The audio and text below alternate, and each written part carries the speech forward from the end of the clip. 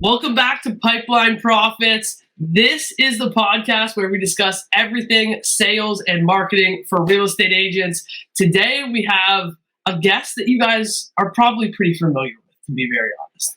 Yeah, today's guest I'm super excited to have. I met today's guest when they had first got into the business.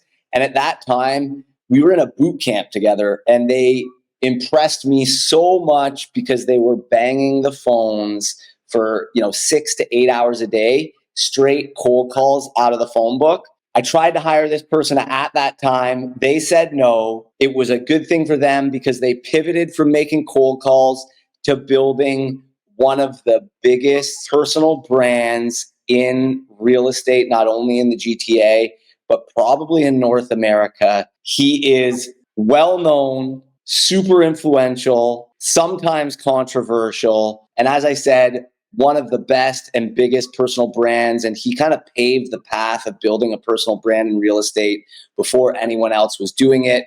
Without further ado, I'd like to introduce James in the City Malonis. I love that you threw the last name in there. I'm like, no one uses my last name, but thank you. Come on. Now everybody's going to know what your last name is. Yeah. No, I'm like, shit, I don't have a last name. That's awesome. That was an introduction. Thank you. Of course. Thank you for joining us. I was super excited. I didn't know the backstory about you trying to hire him. I knew you guys had an existing relationship before we started the podcast, but I didn't realize that you got rejected, Ryan. Yeah. So James and I met. When did you get into real estate, James? Would that have been in like 2013 or 2014? It was 2012, 2013, somewhere there.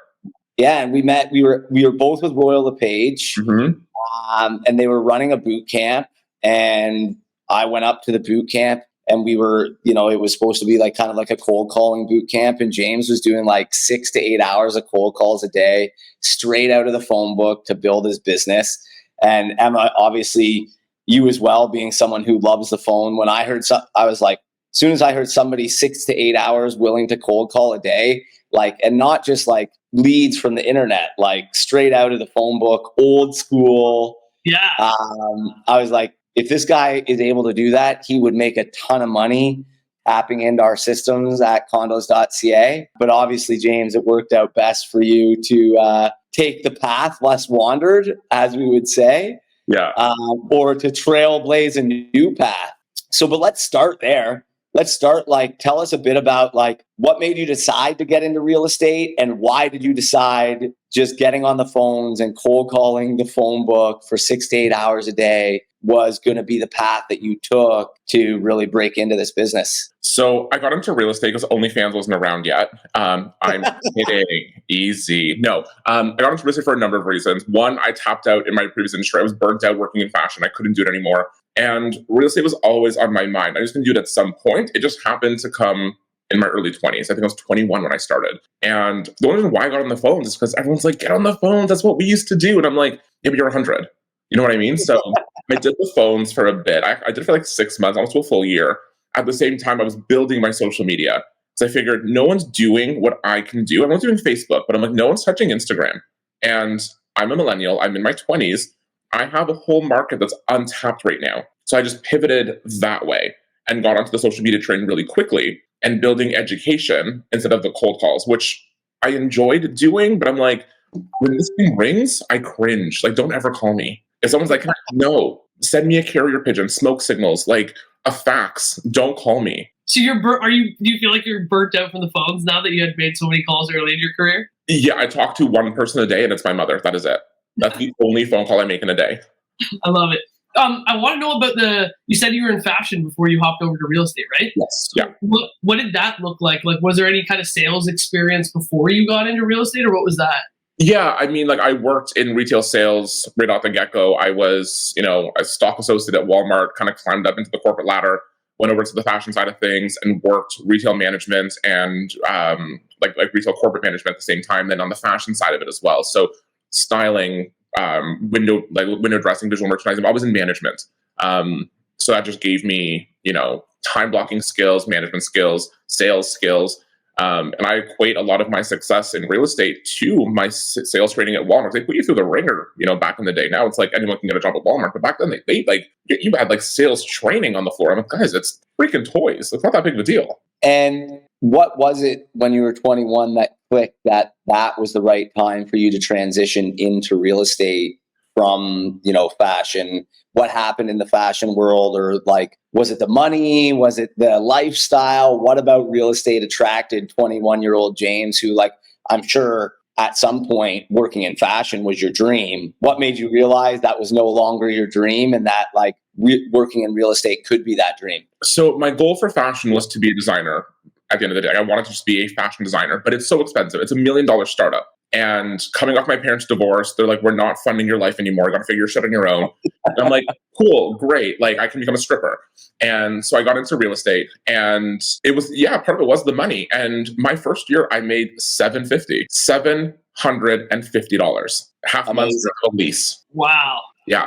So people are like, oh my God, I made $100,000 my first year. I'm like, you got lucky. What happened year two? Like, I did nothing. Exactly. So obviously going through that, getting into real estate, only making $750 in your first year, what was it that made you stick with it and still see the possibility for what you could do in real estate? And at what point, did it click that Instagram and social media was going to be the way forward for you when no one else was really doing it? I stick with pretty much everything that I do. So even as I was in real estate, I was still kind of dealing with fashion on the back end, whether I was helping out designers that I knew in the local Toronto scene, I was still styling clients and just expressing myself through my own fashion. Fashion is always, it still is in my life. Like yesterday, I modeled in a fashion show.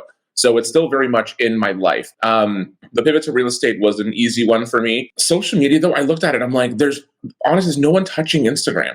Now everybody and their mother is a mock James in the city. Like it's really laughable. You see people who buy their followers, and they try to create content that I've done 8 years ago, or even 3 years ago. And I'm like, get your own fucking ideas. You know what I mean? But I saw an opportunity and ran with it, and it worked really well. And my goal with the social media side of things was never to be that just listed, just sold realtor, because the public doesn't care how many listings you carry. The public wants to know how many deals can you close. Not that you got 6 new listings on Main Street. They don't care about that. So I was providing education. By the time I got into the client's door for a listing appointment, I had already sold them. They just wanted to meet me face to face for an energy meeting.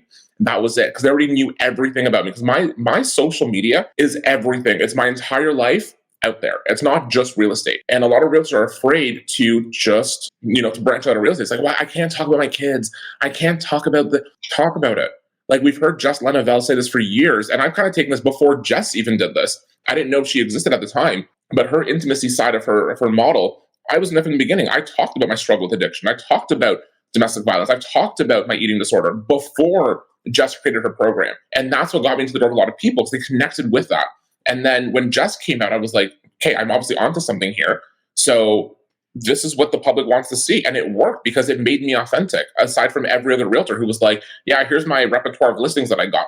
I wasn't like, shit. I have a question for you. So it seems you have made some bold moves in your career. Like, you were in fashion, you switched to real estate without necessarily having, a super huge database or anything like that. You were in your early 20s. You're like, I'm doing it. I'm making the jump.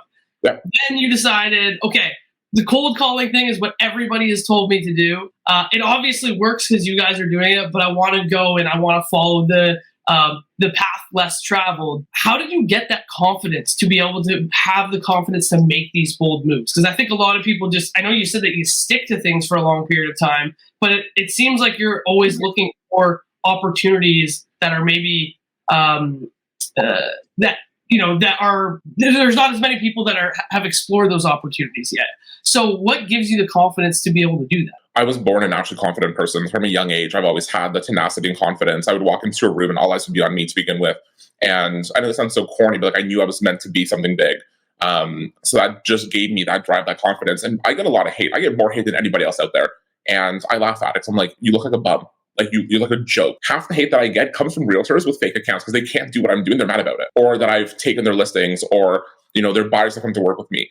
So that's where the hate comes from. It's not from the public. Yeah, sometimes the public is, some guy from Keswick's like, oh, the city sucks. Well, yeah, because your Ram 1500 doesn't fit downtown. Like, stick to your log cabin and leave me alone, right? Plain and simple. As Ryan said, I'm completely controversial. I say shit that everyone's thinking. I have the balls to say it. I'm a naturally confident person. So it was easy. Also, I grew up playing sports, like rep league. I never played house league. I played rep sports. Like my dad was a tyrant. Loved the guy to bits, but he was a tyrant. So that's where the confidence, the tenacity, the drive came from. Because it was like, school's done, great, sports camp. Like school's done at 3:00, you go home, you eat, and you're on the ice at 5. Like that was my life. So it was just a drill sergeant mentality.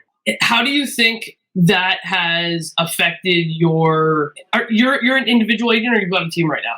I'm individual. You're individual. Okay, so I wanted to ask, so you played hockey, which is a team sport, and obviously you've got the confidence, you've got the drive. I think a lot of people who are very successful when it comes to business have played sports in the past. But I'm curious, as a solo agent, is there a reason why you decided to stay solo instead of transitioning into a team, given the fact that you came from like team sports in the past? Yeah, absolutely. So the main reason why I rejected Ryan's offer when he asked me to join him back then was because of that sports mentality. Yes, sports are a team sport, but I know that I'm an alpha, plain and simple. I may not have, more sales than Ryan or his partner at the time, but I just knew that I can't be told what to do. That's why I never worked as just a sales agent when I worked in retail. It's always management, because I need to be the one in charge. I need to be the one controlling the situation. So if I had joined Ryan, it would have been like, yeah, I get that I'm green, but here's my background. Let me come in as your partner and let's build this a little bit bigger than what you're thinking. That was like my mentality. Even when teams have approached me over the last decade, I still get approached by teams and I'm like, it's not going to work for me because you have your brand, I have mine. Yes, you have way more sales than I do, but my brand is bigger than yours. And that's not a cocky thing. It's just facts, right? So that's why I don't do the team thing. And even when I've tried building a team or had a junior agent or an admin, I can't let go. I'm very type A. I'm very OCD and very detail organized. Like my day is time blocked to a T. I have pee breaks scheduled in my calendar where I have like a 15-minute window to, grab a coffee, take a piss. Like I know it sounds so vulgar to say, but like you need to hear it. Like it's true. Like we have to take pee breaks. Like this is the life. I don't have time to sit around and be like, here, can you just take this file, scan it? No, because you're going to do it wrong. So I'd rather just do it myself. That's how regimented I am. That's why I don't do teams. I'm a solo agent. I will be a solo agent to the day that I burn out of this industry. I want to take a step back quick because, you said something earlier, and I think this is something that a lot of agents struggle with and could use a lot of help with when getting onto social media. And, you mentioned you're completely authentic. You share all parts of your life. And you have received some hate and some backlash for that. What do you think has helped you develop the thick skin to deal with that? Because I think that's what a lot of agents struggle with. They're afraid to put themselves out there, their true selves out there, because they are afraid of that rejection, or there's that fear that people are going so where do you think, A, do you have any advice on for people that are feeling that way? And B, is there something you think, more of a story time? Is there something you think that happened in your life, or was it sports, or that has helped you develop that thick skin that you don't care what other people think, right? So I'm going to quote someone very controversial, probably more controversial than I am. I'm going to quote Candace Owens right now. Life's hard. Get a helmet. Plain and simple. If you think the hate is, get a fucking helmet. Life is hard, right? The hate that you get online, that is this big. It's nothing. So I grew up in a very conservative Greek household. Both my parents are Greek. My grandparents lived with us, and my dad's a tyrant. I'm telling you, when we were on the ice for sports, if we didn't have a fast enough time, it was you're skating laps until you puke. If I didn't get a goal that game, you're skating laps until you puke. You're going home and you're getting on the treadmill and you're running until you puke. So it's that tenacity that gave me that confidence to just be better. When it came down to hate, I was always different. In school, I dressed differently. I was bigger than the kids. I've been 6'5" since I was 10 years old. I haven't grown. Since I was 10. I've been a big boy my whole life. 6'5". My poor mother. I was born 6'5". You know what I mean? So I got, made fun of for my size my whole life. That's why I became bulimic, because I was bigger than everyone else. So I just thought if I threw up my food, I'd be the same size like the pretty skinny girls. No, I'm just naturally big.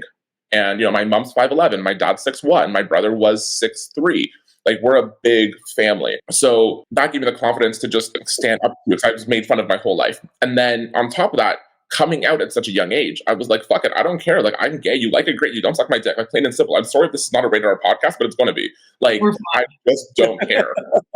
And I have walked into listing appointments and I'll sit with the seller for 6 minutes. I'm like, I'm not the guy for you because your expectations are X. I'm giving you Y, and Y is what's going to happen, but you want X, and that's never going to happen with me. So go call ABC Realtor, and I'll walk out. Did you always have that since the beginning of your career when you were 21? Or do you feel like now that you've got the experience and some road behind you, you're like, oh, I obviously know the market, I know what's going to happen. Like, tell me about how that has changed for you. Yeah, so it came out about year 3 was like when my confidence was starting to come. Because I didn't have the sales confidence. Because again, at 21, no one's going to trust me. Like all my parents' friends were like, cool, you're a realtor. So are half the people at our country club. But like, we're not going to work with you because you're 21.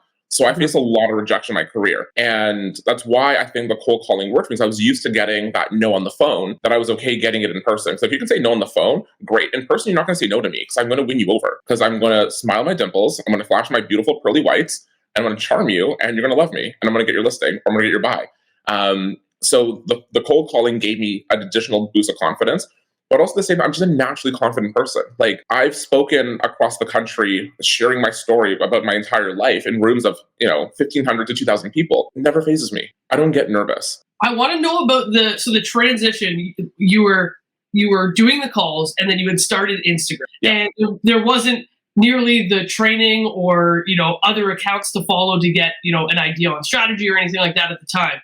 So when you were calling, what did that transition look like from, were you still calling and posting and there was like, a point of inflection where you're like, I'm not doing the calls anymore because I'm getting enough business off of Instagram? Like, how did that transition look like for you? So the Instagram business didn't really come heavy until like year 3 or 4. Because you got to remember, like, social media is a slow burn pipeline. The calls were still going on until about early year 2. That's when I switched into door knocking versus cold calling. And that didn't last very long. So I'm like, I made every excuse in the book not to go out. I'm like, the drivers are too long. I'm going to ruin my shoes. Like, you guys know, I only have really expensive designer shoes. Half the time I'm not Louis Vuitton. You can't walk in those shoes, right? They're meant to be picked up in a private driver, go to the venue, sit your ass down, have your dinner, get up, take your red carpet photo and leave. You don't door knock in Louis Vuittons. So, and I'm not going to run a fucking Skechers either. So door knocking didn't last me very long. The cold calling, I started to dwindle down. I was going from like 1,000 numbers a week to 500 a week. And as long as I spoke to about 10 to 20 people a week, I was happy just to fill my pipeline. But even then, like they weren't transitioning over. So I didn't know how to close them because the sales training that I got at my first brokerage was, here's your script, make these calls. Cool, I have the call, now what do I do? And then I'd pitch it to other agents in the office. I'm like, how do I close this? And then they would take that lead and close it and then cut me out of the deal. Wow, that is ruthless. Old school real estate. Man, that's some spark mentality. Mm-hmm. Yeah. Old school real estate. So if you were to give it some advice to a brand new agent, seeing what you went through, like I would have been traumatized if, I went to ask people that I'm supposed to be able to trust within my brokerage for help or advice, moving a client that I've booked an appointment with or built a relationship with forward. What would be the biggest piece of advice you give a new agent that is struggling with their sales skills or closing skills to, kind of improve or get better? Obviously, like in 2012, 2013, when you were starting on the phones, there wasn't, the training available that there is today, so on and so forth. Would you have, if there was available to you what there is now, do you think you would have traveled down a different path to learn from others or? No, I'm very stubborn and very independent. So I like to follow my face and never ask for help. I think the advice I would give to a new agent would be, first of all, get in a boxing ring and get your ass handed to you first and foremost. Like, I'm not kidding. Like, take a boxing class and get your ass handed to you. That'll give you the tenacity to get back up again. Because once you're knocked out, you're going to get back up and you're going to keep doing it. That is what real estate sales is like.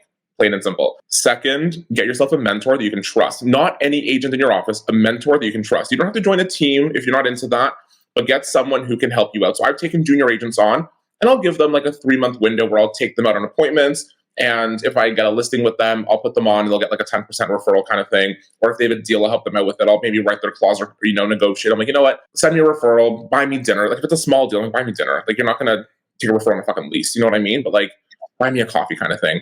So that's me. I'm a nicer person. But you really can't trust anyone in this industry. You have to make sure you know who you're working with. If you got a really good team lead, then you're solid. Like, there's a lot of, people within your guys' network that you guys work with that I have huge respect for. That if I was on their team, hands down, I trust them in a heartbeat because I just know the people as the person. But 12 years ago, 10 years, whatever it was, like, it wasn't like that. Just find yourself a mentor that you can trust. I do agree with you. I think the market has changed a lot since all of us started. Like you guys were, I was 2015. You guys were a couple of years ahead of me. But I do think the agent mentality or the average agent mentality from 2012 to 2015 to 2023 is a lot different. And it's gone from having that shark bulldog mentality of like, I'm just taking what is mine, to more of a collaborative effort. I don't know if that's because of the integration of social media, because when we first all started, like, I didn't have Instagram when I first started in real estate, or if I did, it was private and I was just posting for like, my friends that I was partying with that I wouldn't want to share, right? But I do agree that like the mentality now, don't get me wrong, there's still a lot of agents out there that are all in it for themselves. But I think right now, to be an agent in today's day and age, there is a unique opportunity to have leverage in your business by like reaching out to other agents who are actually much more open to helping you than I think agents were in the past. I think we've seen a bit of it's almost like a roller coaster, right? So I think when Ryan and I started, we had that whole like bulldog mentality with agents ahead of us who were like, we need to have our market share. I got to maintain my number one status in Richmond Hill. Fine, do your thing. You know what I mean? And then it went to that whole collaborative measure. And then we saw the rise of $1 million listing and selling Sunset, where it was like every man for themselves kind of thing. And they all wanted to be that sexy realtor with the brand new tuxedo. First of all, if you're wearing a fucking tuxedo to go show real estate, it's not right up here. Like, no, save the tuxedo for the charity galas, please. 3-piece suits? No, this is Toronto, not New York wannabes. So we saw that kind of like individual mentality again. Then as the pandemic hit, we saw that change of collaboration coming back. People were scared to leave their houses. So I had realtors in my old brokerage. At the time during the pandemic, I was in a brokerage where the average age was 70. Wow. I was the youngest agent by a long shot. And the next agent above me, there was a 10-year gap between us. So we were like the two youngest in the brokerage. And there were agents who were like, I'm afraid to leave my house. So we would get out and we would show their listings. We'd help them with their buyers. And that collaborative measure came back in during the pandemic. And I think it's transitioning back into that independent mindset again, now that the world is open and people are back on the reality TV train. It's interesting. So you think it's more of a mentality of like, when I need you, I'll reach out. And if I don't need you, I don't need you? As someone who has let 3 junior agents go in the last year, yes. Okay, I actually do have a question. We were talking about leverage there for a second. We were talking about you being like, you're like, I'm a control freak. I need to have control of my business. Mm-hmm. As somebody who accomplishes a lot during the day, but is doing the bulk of the workload yourself, we're speaking to solo agents here. What leverage do you have within your business to help buy yourself time back? Or like software tools? Are you using AI? Like, how do you buy some of your time back without having another? Xanax. I start my day at 4:30 in the morning, so I front load my day. So I get up, I do my affirmations. I'm hot, I'm rich, I'm successful. My anxiety be crippling, these ass cheeks be thickening, the whole 9 yards, right? So that is my morning affirmation. I get right into it. Grab my laptop, get to work. CRM, emails, MLS, whatever I have to do to make sure my clients know that I'm on top of their shit. The best thing ever, schedule your emails. I fire off a big list Sunday night, sit in front of the TV watching Yellowstone. I'll fire off all my emails, schedule send, Monday morning, 7 a.m. My clients think no, I'm at the gym. Like, I'm not working at 7 in the morning. I'm getting my cardio in. So it's time blocking. It's management. I don't use AI. I don't believe in it. Like, shoot me. I don't believe in AI. It's not going to take over real estate. It'll help you. It's not going to take over. I just don't use it. But other than that, like, I've implemented for quite a long time. I had a private driver. So I didn't drive myself. So I'm like, I can get so much work done in the back seat of a Suburban or an Escalade. And Yaris will take me around the city. I paid him a lot of fucking money to do so. But that was my mobile office. So clients can come in and sit with me. We go to showings together. I can leave my coat there, my bag there, my laptop there. I had water, I had food. And that way I'm not worrying about texting and driving or, missing emails. If I'm in negotiation and I have to catch something, I can't because I'm at a red light. So that really helped me. But not everyone can afford a driver. Not everyone needs a driver. But I've done the last 10 years without a full-time admin. I've had one here and there to help out, when I'm traveling or whatever, but I don't need one. And I do good business. It's amazing. It's amazing. I mean, I'm like the hugest tool nerd. Ryan knows that for sure. I'm constantly looking for the newest tools on ways that we can buy our time back without necessarily having to hire people, because I feel like I relate to you in that hiring to me has always been my last resort, because I hate having to manage somebody else's schedule. My schedule is enough. And then to manage somebody else's is tough. So I always have looked at software or automations as kind of a little bit of a gap between me not necessarily needing another human and just setting it up once and then not having to worry about it again. I'm going to lob a question back to you, Emma. The amount of time you take researching software and building these programs, how much does that take away from your business so you can be using that time in your business? So it's front loaded, right? And the way that I look at it, I'll give you a perfect example.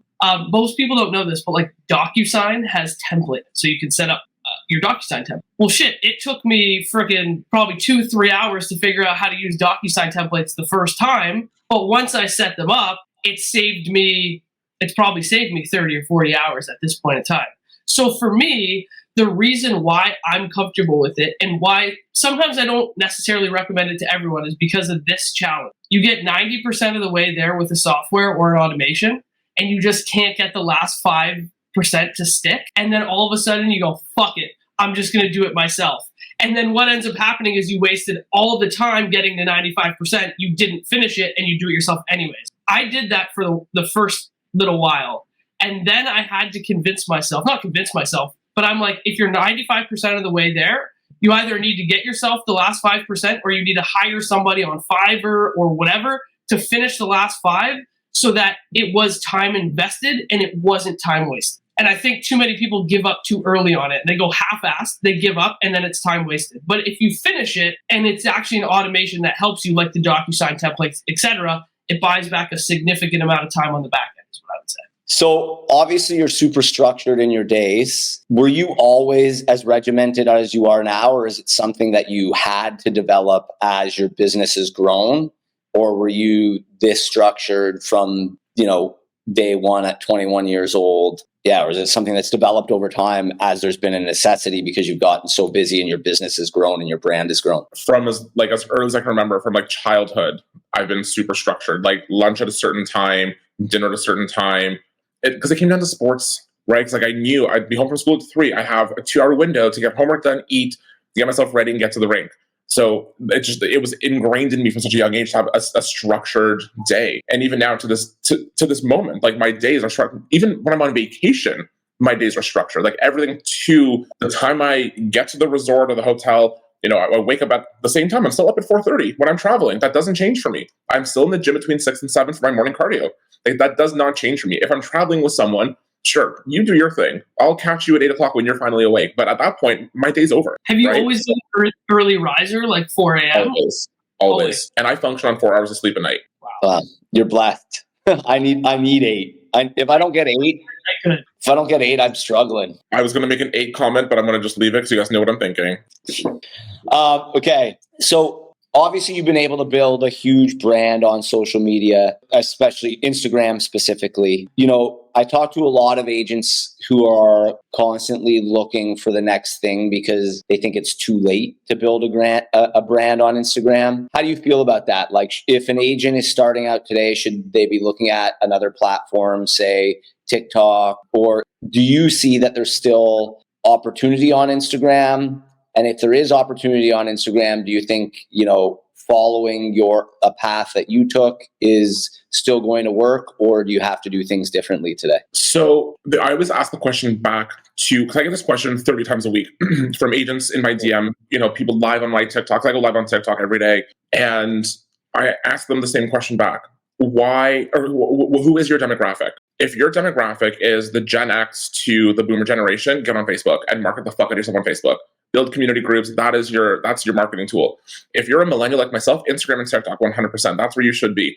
But you have to create authentic content. If you're not creating authentic content that's original, that's your own, with your own voice on it, it's not going to work. Like I'll scroll, and I don't use social media to scroll. Every so often, I'm like, you know what? I got 20 minutes to kill. Let me just see what's going on social media. And I look at realtors' pages, and I'm like, I did that in 2015. I did that in 2017. I posted that in 2019. Like, it's not authentic, right? Because they're just copying old content, which fine, use them, but make it your own. I look at other realtors' content, I'm like, that was fire. I'm going to just recreate it my way. And it looks like my way. But also make sure you have a brand. Like, James Malonis Realtor is not a fucking brand. That's my name and my occupation. James in the City is my brand. Like, no one knows my last name. My invites, Fashion Week, charity events, my PR package all get addressed James in the City. Like, the last name doesn't exist, and I built it on purpose. I built this character, this persona, this brand, and everything is branded. Like, I don't even have, like, my whole life is branded. Like, everything is James in the City. I don't have nothing in my house to show you right now, but like, everything's fucking branded because I've built a brand. And you can build really good brands without having to do like a Ryan in the suburbs kind of thing. You know what I mean? Like, you can do your own brand building, but you have to look at yourself and say, what am I putting out there? What content resonates with me? And who is my target audience? And how am I going to reach them? Are you strategic in terms of like the buckets of content that you try and post? Like a certain percentage is real estate focused, a certain percentage is fashion focused. Like, how does that work for you? No, because my whole brand is all encompassing. So it's real estate, fashion, lifestyle, it's philanthropy, like it's all in there. So it's not like, I made a real estate post today, I should do something fashion more. It's like, whatever hits me, I have a draft always. Like I'm sitting on 20 videos at all time ready to go out. So I'm not worried. I'm not looking for content. Sometimes you might get 6, 7 real estate videos in a row. So I'm like, shit, I need leads. Or sometimes I'm like, I need the views. So let me do something fun and fashionable. But it's not, there's no rhyme or reason to it. I, for years, stuck to a content calendar. And I loved it, but I hated it. Because you can't plan for life's emergencies. There's going to be a day where it's like, fuck, I have to make sure I get this post out there. I didn't film this week, but I know I have A, B, and C. I can't post it. You know what? I'll skip till next week.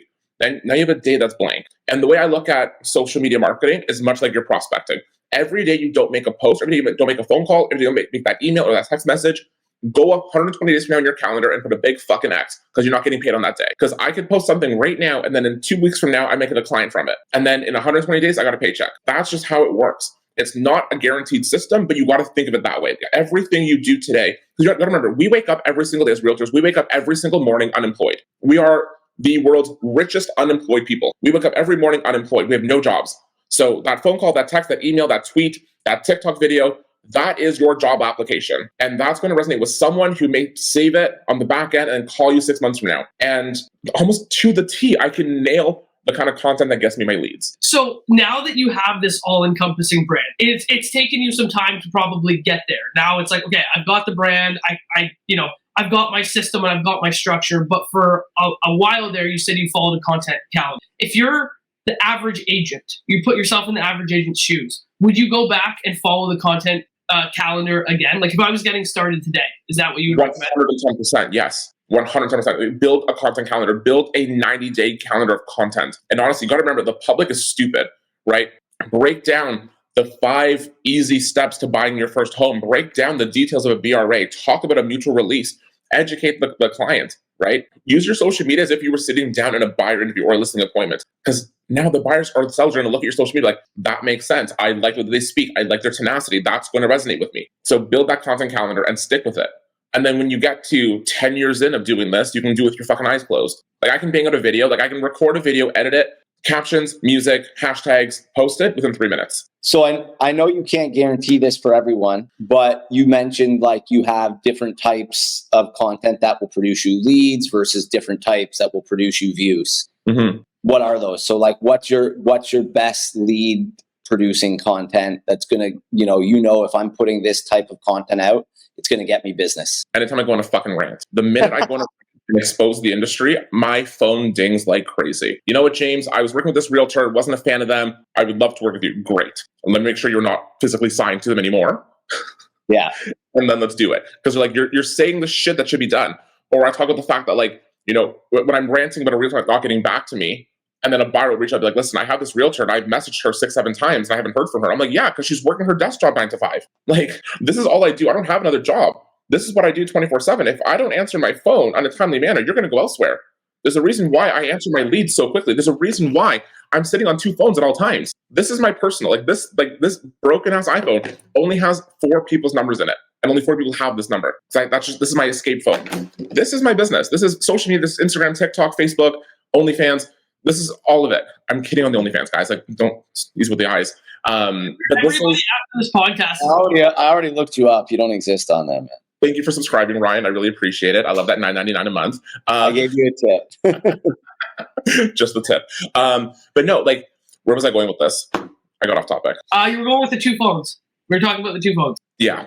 And prior to that, we were talking about the content. So which ones get you? Oh, yes. So my rants will give me the business, right? So yeah, that's what I was going to say with the leads. That's why I have this in my hand 24/7. This and my Apple Watch is always on me because if this goes off, I want to make sure I grab that lead quickly because I don't have an admin in the back end answering my emails. It's just me. And we all know what buyers are like. When a lead comes in, you have up to 5 minutes to get back before they go to someone else.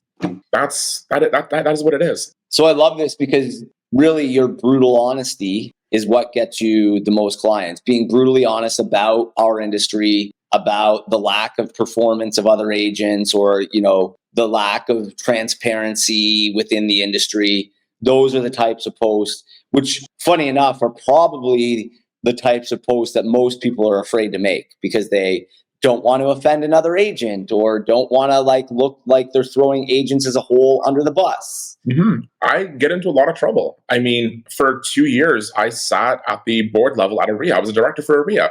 And at the time, the one president that I was underneath, he would gag order me on pretty much every fucking thing. He's like, you can't say that. You can't say that. You can't say that. I'm like, I'm a fucking independent contractor. I am not bound to you and for you to dictate what I can do on my social media. This is my social media. You telling me not to post, like me telling you not to go door knocking, because this makes me money. Unless you want to pay my, very high 6-figure commissions every single year, shut the fuck up.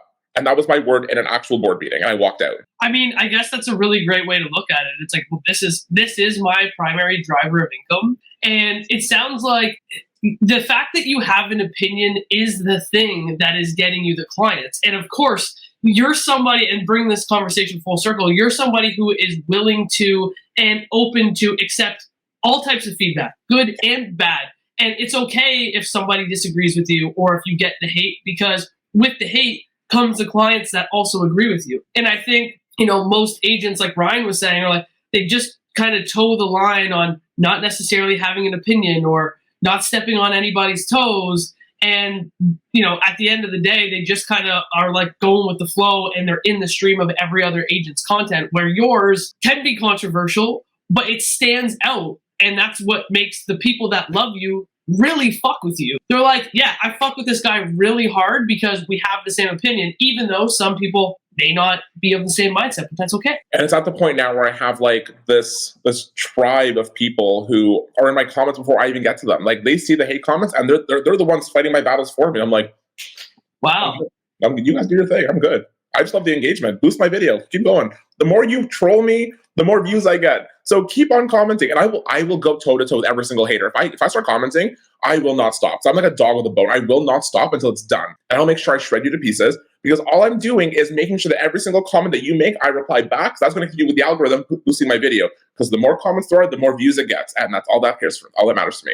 Okay, so you engage with the haters sometimes. Sometimes I block and delete. Like if it's stupid, like they're like, "Oh, you're bald. Great. What does that do with anything?" You know what I mean? Like, go ahead. Can't even have a conversation. Yeah, like if you want to talk about the real estate market, talk about the real estate market. Don't tell me that it's expensive. Okay, great. Just because it's over your budget does not mean it's overpriced. That is my argument with every single person. Like, yeah, but I can't afford it. Great. So what can you afford? And you start showing them, okay, your budget is $650. I can get you this in this pocket. Yeah, but you can't afford that. So you start breaking it down and educating them. They're like, oh, yeah, you're right, James. You're right. I actually can buy real estate. The market's not that expensive. Yeah, right? Just get out of your fucking ass. So to set expectations, I mean, I think you've made it very clear, like you've got to be posting every day. You've got to be consistent with it. But for a new agent that says, or, not even a new agent, but somebody that just wants to start trying to leverage social media to build that brand or to build a brand, how long did it take you to start seeing your first client and then to start seeing consistent business from social media? I want to say it was a good 5 years to see consistency. I think year 3 was when I got my first client. It was an Instagram lead. It was someone from high school. But what really did it for me when I was like, I think I've made it, was the first year I was on TikTok in 2019. And I got a client as the pandemic hit, just as the world shut down. And I ask every single person that comes into my DMs or fills out a form on my website, where do you see me? Did you see a billboard? Did you get my business card somewhere? Is my number in a bathroom stall at Woody's? Where did you find me? And she was like, TikTok. And I'm like, you're fucking joking. She's like, TikTok. I'm like, okay. So I sat with her, and it was a combined $1.5 million deal with her buying a sale. And she was client number 1. And that was the floodgates went like this. And it was lead after lead after lead after lead. And I was getting overwhelmed to the point where I started giving leads away during the pandemic. So I'm like, I can't handle. A lot of them are rental leads, but I think I gave away 42 rental leads in 2021. Wow. I actually have a question about kind of posting types, right? So I know you had mentioned before going live on TikTok. Yeah. Do you are you trying to use every single kind of feature for Instagram and TikTok? Are you trying to go live? Do you do reels? Are you doing a carousel post? What is it that gives you that strategy? Not specific about what I'm posting, whether it's informational stuff, but should agents getting on Instagram be using all of those features to kind of juice the algorithm? Like, what's your thoughts on that? So, yeah, you should be using it all, but it's not like you have to do a reel today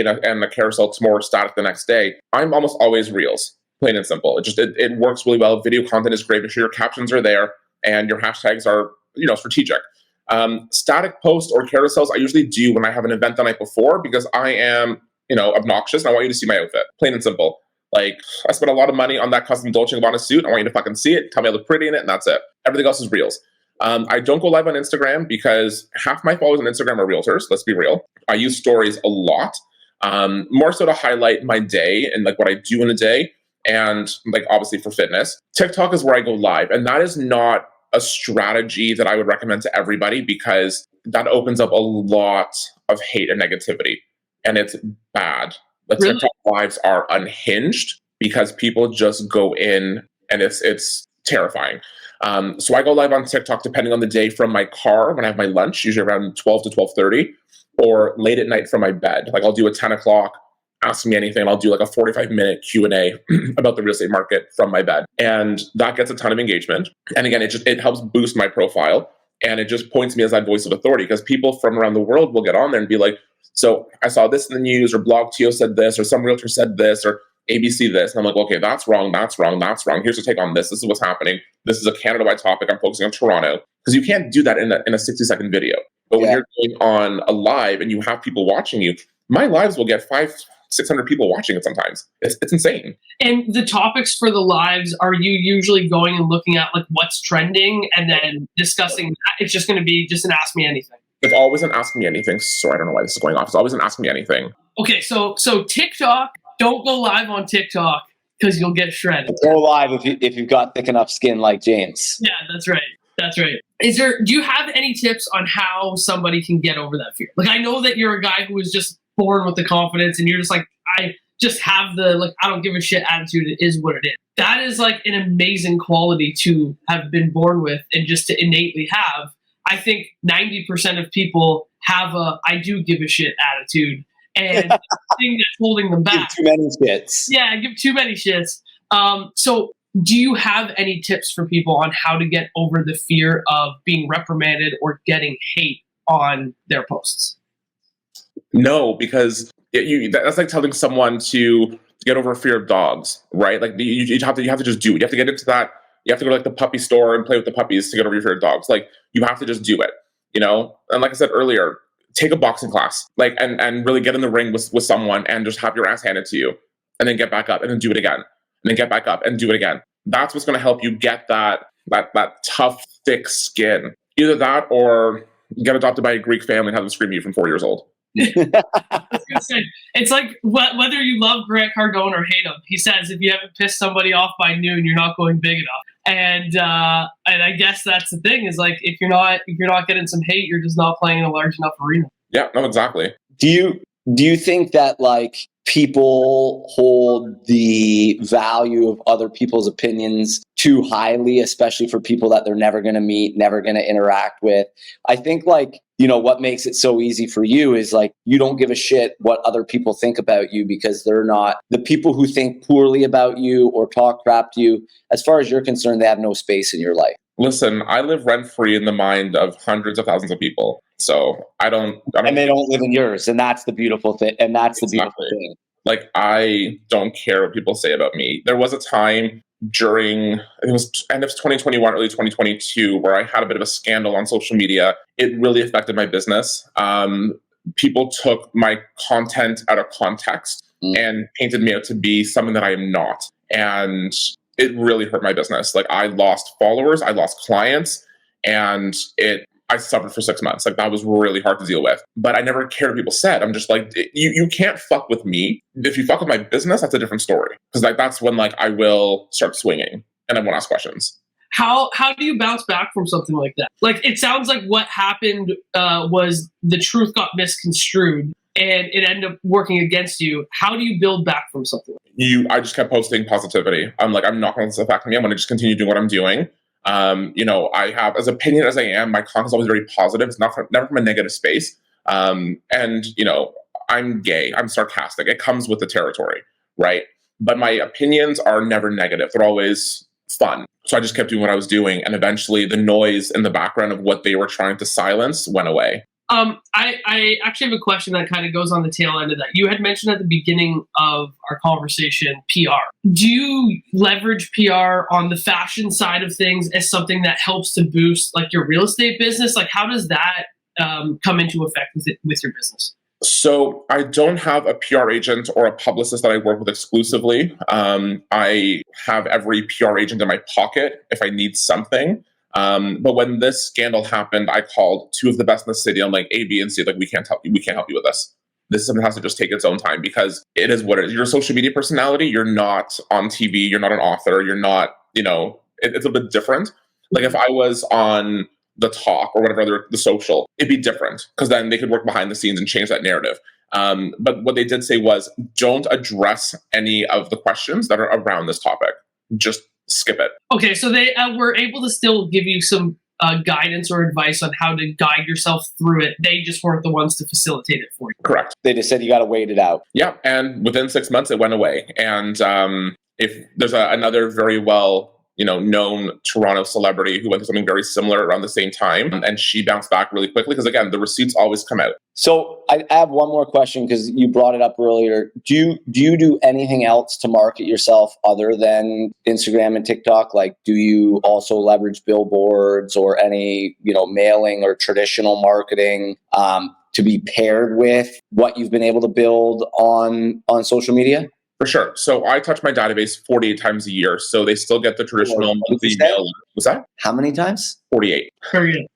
So they get, the monthly mailer, they get handwritten note cards, they get their birthday cards, home anniversary cards, they get text check-ins, email check-ins, phone calls. As much as I hate fucking phone calls, there are certain clients that are, executives at companies and the high-level VPs that I'm like, hey, so-and-so, just checking in. I'm in the base of your building. If you're on Scrap of Coffee, I'm not in their building. But they're not going to be like, oh, yeah, maybe you're right down. No, they're like, I'm in a meeting, but next time, great. They know that I'm thinking of them. But I'm not heading down to CIBC Tower. You know what I mean? But I'm checking in with them. My social media is building me my business. My offline kind of print targeted marketing, that is growing my business. This is building, this is growing. That makes any sense. You know what I mean? Like I'm taking them here, putting them here, then this is making me this. Okay, so you're basically taking the online eyeballs offline, and then that's going to be your growth and retention strategy is going more traditional. So bringing in the leads from social media, and then you're nurturing and retaining through traditional means. Yeah. Amazing. But you're doing a good job with those traditional means because I don't think there's a lot of realtors out there that can say they touch base with them 48 times a year. No, that's fantastic. That's a lot. We actually just had someone drop in a question. So I'm just going to do a quick plug here for anybody that is listening to our podcast. If you want to be listening in live on these podcasts, join our Facebook group. It's Real Estate Sales and Marketing on Facebook, and you can listen to the podcast live and ask questions to the guests. So I'm going to share a question that was just asked with us for you, James. I recently saw your post about letting your hair go. This is something a lot of men are struggling with. Can you talk a little bit about that? Yeah, not business related at all, but sure, I'll get into it. I